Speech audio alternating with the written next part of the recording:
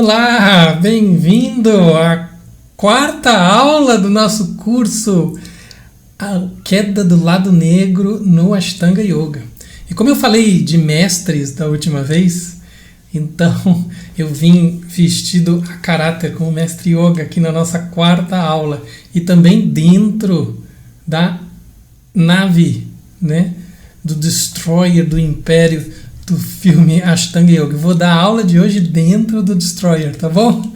Então fica aqui bem característica aqui a nossa quarta aula, né, para a gente começar com um assunto que vai ser especial hoje, né, delicado, mas importante aqui para a gente saber um pouco mais de aspectos ligados a como, né, o processo de cuidado com os professores e com a qualidade da prática deve ser manifestado na vida também, né?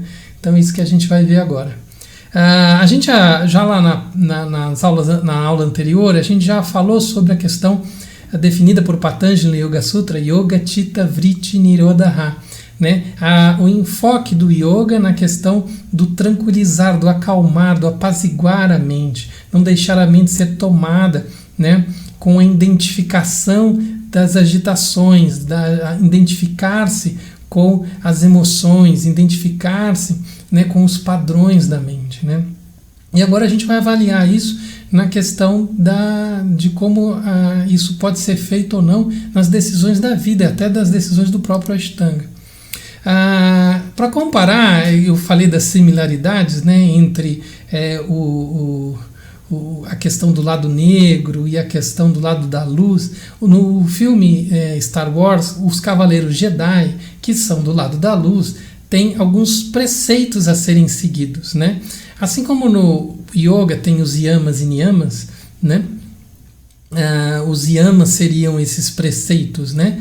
Essa busca de um código moral, um código de comportamento para a conduta, né, na vida, né? E no caso do retorno de Jedi, os preceitos são os seguintes, né? Ele diz que não há emoção, há paz. O que significa que o yogi deve buscar a paz e não se deixar levar pelas emoções.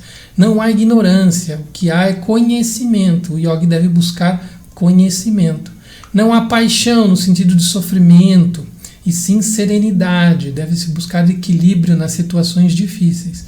Não há caos, há harmonia, para se entender o equilíbrio das forças, para se entender que tudo na vida tem causa, né, e efeito, né? Esse é o quarto preceito. E não há morte, o que há é a força, né? Mostrando a questão da interdependência, da transformação e da vida sempre presente que segue, mesmo com a finitude das pequenas existências, né? Então esses seriam os 5 preceitos, extremamente você pode falar de uma ficção, de uma religião, né? De uma cópia de alguma religião, é muito similar ao yoga, é muito similar às tradições budistas, né? É muito similar do que se vê em outras tradições também, tá? Então, esses seriam os 5 preceitos, as 5 buscas de um cavaleiro Jedi. Então, agora a gente vai entrar para uma questão de como isso pode, nas escolhas da vida, não ser totalmente seguro, né? Não ser totalmente seguido. Eu expliquei num outro vídeo sobre a questão de como havia Pattabhi Jois escolhido o logo, né, do Ashtanga Yoga, e expliquei também como que havia a intenção de Pattabhi Jois de criar 3 grandes centros de trabalho de Ashtanga no mundo, né? 3 grandes centrais. Uma seria nos Estados Unidos, onde já estava o filho Manju. A gente vai falar bastante do Manju Jois hoje, e alguns outros alunos importantíssimos, como Tim Miller, né?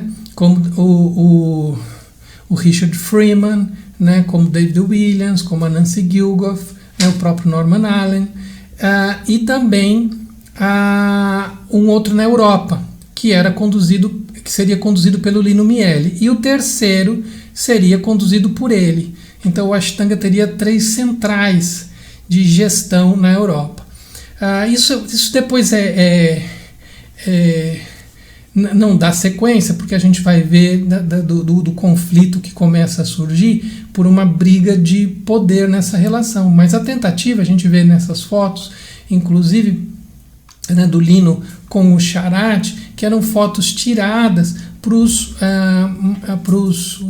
calendários e para os materiais que estavam sendo desenvolvidos, né? E que na época, o Charat ainda muito jovem, o principal professor nas demonstrações, nas viagens, era o Lino, né?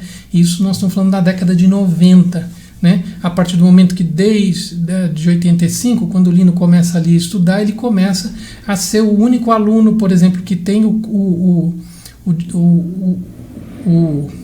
privilégio, né, de escrever o método junto com o Patabi Joyce, e também o único aluno que praticava e entendia o porquê da série full vinyasa, da série completa, da contagem completa, já que todos os outros só praticavam meio vinyasa.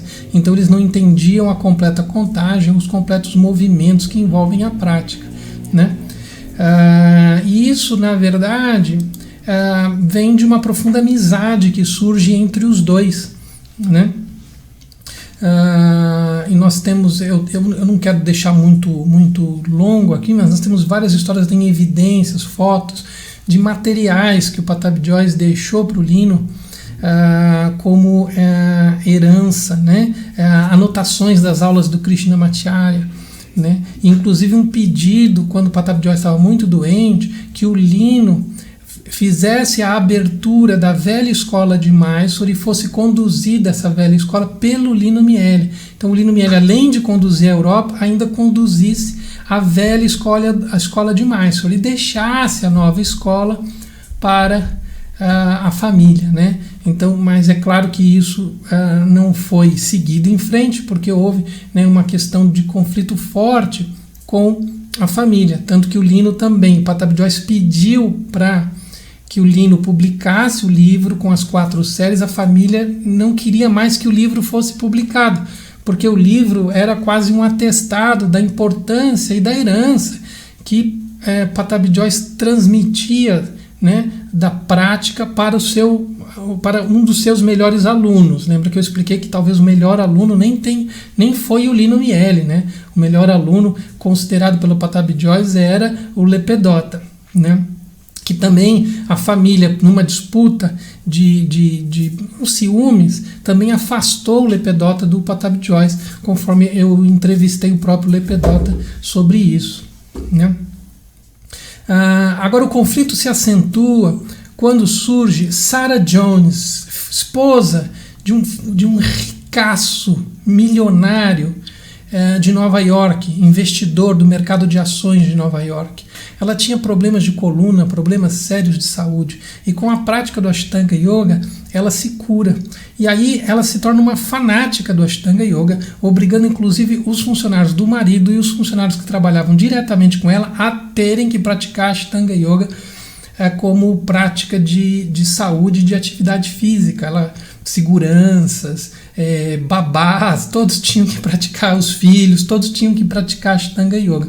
Mas eles eram muito milionários. E aí eles entraram com um dinheiro e sociedade numa empreitada chamada Joyce Yoga, com muito propaganda e com muito investimento para montar grandes escolas, que seria então a rede mundial de escolas de yoga, né? Assim como tem Maya Yoga e outras grandes redes de yoga. O Bikram chegou a ser uma grande rede, né? Mas depois dos escândalos não deu sequência. Era para ser uma grande rede de escolas de yoga, né, conduzida pelo Charat em sociedade com esses investidores de Nova York, né? Então aqui está a foto dos dois, o Charat com ela. E o grande problema surge quando eles montam a primeira escola dessa grande rede. Ao lado, assim, você tem dinheiro para montar, e essa era a proposta, montar escolas nas grandes capitais do mundo. Então você ia montar a escola em Nova York, ia montar em Tóquio, ia montar em Roma, ia montar em Madrid, ia montar em Londres, né? As grandes capitais teriam essa Joyce Yoga. Só que para começar, o que fizeram? Montaram na Encinitas. Em Encinitas. Sabe onde fica Encinitas? Né? Encinitas fica no sul dos Estados Unidos, perto de San Diego. Né? É onde tinha a escola do Tim Miller. Lembra que eu expliquei? Foi o primeiro aluno certificado? O primeiro aluno que Pattabhi Jois certificou? Então, a decisão dos empreendedores, o Pattabhi Jois já estava bem velho, bem mais velho, isso aqui nós estamos falando do anos 2000, início dos anos 2000, e a decisão foi do neto e dos investidores, de montar ao lado, algumas quadras da escola de Tim Miller. Isso gerou um desconforto tremendo, porque foi como um movimento de desonestidade em relação aos professores tão fiéis. Se não fosse o Tim Miller, se não fosse a escola de Encinitas, não haveria o expandir do Ashtanga Yoga nos Estados Unidos, né? Então a gente tem, né, desde que estudaram ali, né, o Richard Freeman, o David Williams, a Dani Paradise, todos os professores aqui no McGregor, todos estudaram nessa escola de Tim Miller ali. E aí chegar e colocar uma escola junto, próximo, com grande capital e investimento, isso foi considerado uma grande desonestidade. E aí o Lino Miele é o primeiro a se manifestar, o sangue italiano, e ele se manifesta de uma maneira muito pública, porque esse desconforto chega às páginas da revista Vanity Fair Internacional, e é feita uma reportagem. Você pode colocar ali Vanity Fair, se você quiser pesquisar, Vanity Fair Joyce Yoga, você vai achar toda essa história, e você vai verificar que o Lino diz então que o Pattabhi Jois nunca faria isso. Pattabhi Jois nunca abriria uma concorrência com um dos seus mais queridos alunos. Então, neste caso, a gente vê essa questão, né, do lado negro se manifestando, né? Porque o lado negro se manifesta nesse sentido de não estar próximo, né, das pessoas, e sim de tentar criar-se um império, criar-se poder, né, uma estrutura que vai dominar o mundo do yoga. E aí isso passa a ser mal visto por todos os professores, né? Isso porque com a morte do Pattabhi Jois, o neto começa a impor regras de quem seria autorizado ou não, né, dizendo que, e essas regras vão mudando conforme ele vai errando nas regras, porque num primeiro momento todos deveriam ir até lá e pedir a bênção dele, né, mesmo os que já eram professores quando ele ainda era um adolescente, que já eram os professores certificados quando ele ainda era um menino circulando pela sala, vendo os alunos praticar. Então isso criou um desconforto, né? E aí nós temos, até para vocês não verem que é uma opinião pessoal ou uma opinião do Lino só, que foi o primeiro a manifestar, dizendo, né, que Pattabhi Jois não faria isso. Pattabhi Jois não colocaria a ganância, né, acima, né, dos próprios professores que ele ajudou a construir. Nós temos aqui um texto do Manju publicado, né, uma publicação do filho do Pattabhi Jois, dizendo: eu vou mostrar para vocês agora um texto do filho do Pattabhi Jois, o Manju Jois, dizendo sobre o momento dessa cisão.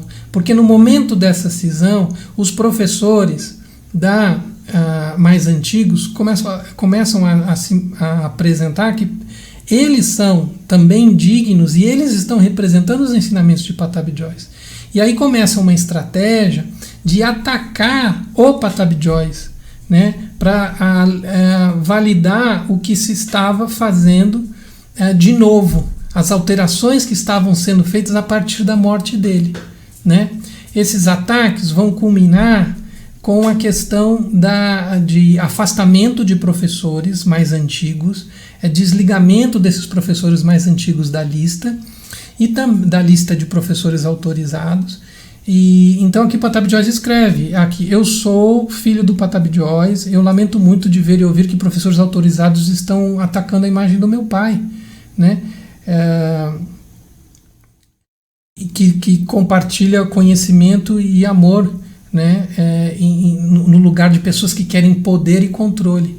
E essa tentativa de poder e controle afasta professores, que é muito curioso, afasta professores que eram muito próximos, mas eram professores que estavam ligados ao ensinamento tradicional. Mark Roberts, por exemplo, um estudioso do yoga, foi tirado da lista 2 vezes, porque tiraram uma vez mostrando que ele era um estudioso, e aí repreenderam ele porque ele não poderia, o Charati naquela época, o neto, dizia que não poderia fazer nada diferente. E aí ele foi poupado, voltou para a lista. Depois ele continuou fazendo seus estudos de movimento corporal e foi expulso de novo. Aí chegou um momento que ele falou, chega. Assim, eu não concordo, eu vou deixar claro, assim, eu não concordo com o que está sendo feito em março, eu não concordo com a forma como o Charati trabalha, eu não concordo com a forma dos ajustes, então ele mesmo dá um basta, né, nessa publicação de 16 de janeiro de 2016, tá? Então, ele mesmo coloca em xeque, né, as alterações que o neto vem fazendo. E a coisa foi ganhando uma tal escala que o próprio Manju Jois coloca de maneira clara nas suas postagens, aqui tá, ó, o centro, coordenado pelo Charati na época, está se tornando um local de lavagem cerebral. Charati está fazendo em Mysore lavagem cerebral. Tomem cuidado. Tomem cuidado com o que está acontecendo em Mysore. Então tá aqui, eu estou colocando para vocês isso. E aí isso vai culminando até um momento em que surge a questão das acusações, dos ajustes, que 15 anos depois vem o movimento Me Too, 15 anos depois da morte do Pattabhi Jois, com as acusações de abuso. Uma pessoa que lá atrás diz que se sentiu abusada e tornou isso público 15 anos depois. E aí nesse momento o neto espera alguns anos após essa questão, e como surge essa questão do racha entre ele e os professores antigos que defendiam a forma de trabalho do Pattabhi Jois e ele querendo fazer novas mudanças, esses professores mais antigos são atacados pelo Charati, dizendo assim, olha, eu peço desculpas pelos abusos do meu avô, eu era muito jovem na época e eu não sei como todos aqueles professores autorizados, antigos, não fizeram nada, como se ele também não estivesse lá naquele momento. Mas eu fui mais a fundo para verificar essa questão dos abusos e dos ajustes, e sim, eu preciso ser muito sincero com vocês, assim, havia uma maneira de Pattabhi Jois fazer os ajustes de que hoje não consideramos adequado, porque ele não tinha nenhum critério ou nenhuma forma de conduta, de cuidado, aonde ele colocava as mãos, aonde ele empurrava os alunos. Porque ele procurava empurrar ou fazer as coisas da melhor forma que ele achava que poderia mexer naquele corpo. Não há, e eu entrevistei vários alunos da década de 70, da década de 80 e da década de 90. Nenhum desses alunos próximos a Pattabhi Jois disse que havia conotação sexual da parte dele. Ele nunca convidou uma moça para sair, ele nunca convidou alguém para ir para o quarto dele, ele nunca deu a entender que estava tendo alguma vantagem de ajustar as pessoas, mas sim, ele fazia ajustes de qualquer, vamos dizer assim, de qualquer maneira. O importante era colocar o corpo na postura. E muitos me perguntaram, mas Vitor, eu só tenho fotos de ajustes em mulher, eu não tenho fotos de ajustes. Assim, eu, como praticante de Ashtanga Yoga, vendo as fotos e vendo os ajustes, eu já fui, sendo homem, já fui ajustado por outros professores que foram próximos a Patabi Joyce da mesma forma, e não tem nenhuma conotação sexual nos ajustes. Os ajustes, dependendo da posição e dependendo do asana que é feito, são alguns ajustes que são necessários a fazer para você conseguir entender aonde você deve avançar na postura. Mas sim, esse assunto é muito polêmico. Eu sei que as fotos podem parecer muito comprometedoras, mas eu quero lembrar, o jornalista esportivo Mauro Betting diz, né, que de perto, em câmera lenta, beijo de avó pode parecer agressão. Então a gente tem que ter bastante atenção, porque não é só o que a imagem mostra. Mas quando ele acusa, o neto e cria então algo separado, dizendo: meu avô fazia errado, eu não concordo com os ajustes do meu avô, eu não concordo com o trabalho do meu avô, eu não concordo com a maneira como o meu avô ensinava, ele cria um rompimento com todos os outros professores mais antigos. E aí nós temos um dos professores importantes, Gregor May, um australiano, famoso por seus livros, por sua pesquisa com a Ashtanga Yoga, e ele então escreve uma carta pública ao Sharath, né, colocando e evidenciando essa estratégia dele de atacar o próprio avô como uma forma de desenvolvimento de marketing, né? Então, no ataque, o próprio Sharath diz: eu sou a glória do Ashtanga Yoga. E aí o Gregor May, eu vou ler um trecho aqui para vocês verem do que o Gregor May responde para ele. Você diz o que você é hoje por causa dos seus 30 anos de trabalho árduo? Eu quero desafiar isso. Não apenas você, mas muito de nós colocamos a vida toda em yoga e a maioria de nós não se tornou famosa. E para muitos nem sequer forneceu a subsistência necessária. Alguns investiram décadas e foram deixados quebrados em corpo e alma. Ele coloca aqui no texto, tem um trecho bem forte, que ele diz assim: inclusive a sua prática, Sharath, e isso é um fato, se você for verificar, ele diz: a sua prática não é melhor do que a de David, não é melhor do que a da Nancy, não é melhor do que dos principais professores que você está atacando. Eu avalio a sua prática é pior. Aí ele diz aqui: olha, você está querendo fazer um pedido de desculpa por abuso, mas olha o seu texto. Veja as palavras que você usa no seu texto. E aí ele destaca: as pessoas me acusaram, o que quer que eu seja hoje, meus 30 anos de trabalho, eu passei por muitas dificuldades na minha vida, eu dediquei minha vida inteira para fazer minha prática, eu pratiquei yoga, é minha vida, meu último suspiro, minha avó, meu avô, por causa dos meus muitos anos, eu sempre respeitei, meus alunos sabem, porque eu tenho mais alunos, porque estou ficando com lágrima nos olhos. Aí ele diz: percebe, você, para fazer um pedido de desculpa, você só fala de você. Então, e aí ele fala sobre a questão: você disse que seu trabalho árduo, quantos trabalhadores não acordam de madrugada ou trabalham pela noite, quantos médicos, quantos bombeiros, quantos policiais, né, não trabalham em turnos diferentes, por que você se acha melhor, né? E faz um ataque direto, evidenciando como que a tentativa do Sharath era de produzir um fenômeno de marketing, né? uma separação, uma distinção no mercado, como ele sendo um professor especial. Esse texto do Gregor May está na página do Ciência Meditativa, você vai poder achar, é só digitar: eu sou a glória do Ashtanga Yoga, que é a frase do Sharath, ele se diz: eu sou a glória do Ashtanga Yoga.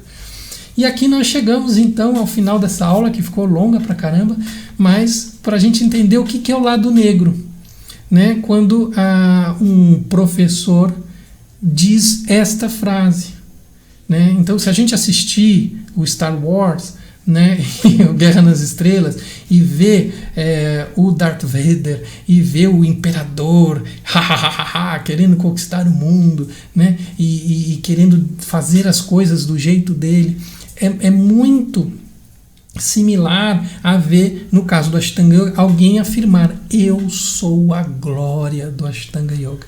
tá bom? Fica aqui a reflexão para você, e essa é a penúltima aula do curso de 5. Aí eu vou clarear bastante mas eu acho que esse quarto encontro é um pouco mais pesado, porque eu tive que trazer todas essas informações, mas eu acho que vai ficar melhor a partir do quinto encontro, que eu vou falar um pouquinho mais da luz, eu vou falar um pouquinho de como conduzir a prática do dia a dia. Eu acho que fica mais interessante para você buscar caminhos e buscar uma alegria, né, nessa prática e nessa forma de herança do yoga, né, vindo lá de Krishnamacharya, não de Pattabhi Jois, vindo lá de Krishnamacharya, vindo, né, dos templos que Krishnamacharya estudou, e aí a gente entendendo isso um pouquinho mais, vai ficar para o último quinto encontro desse nosso curso, tá bom? Grande abraço, até mais.